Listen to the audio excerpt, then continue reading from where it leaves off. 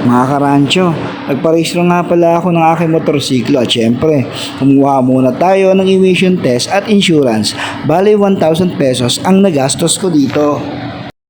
At eto na nga, dumating ako dito sa LTO Inares Pasig at swerte, konti lang ang tao dito.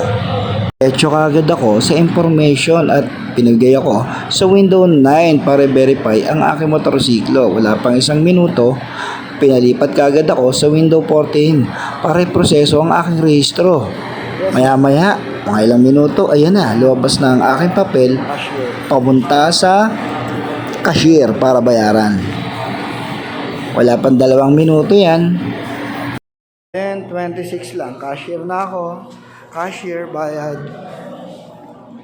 At isa sa agandahan nito, bukod sa mabilis ang proseso, napakagalang pa ng mga empleyado. Tingnan mo. May 7 pesos mo kayo, sir. Okay na ba? Ang bilis almost 7 minutes lang. Tapos na ako. Galing.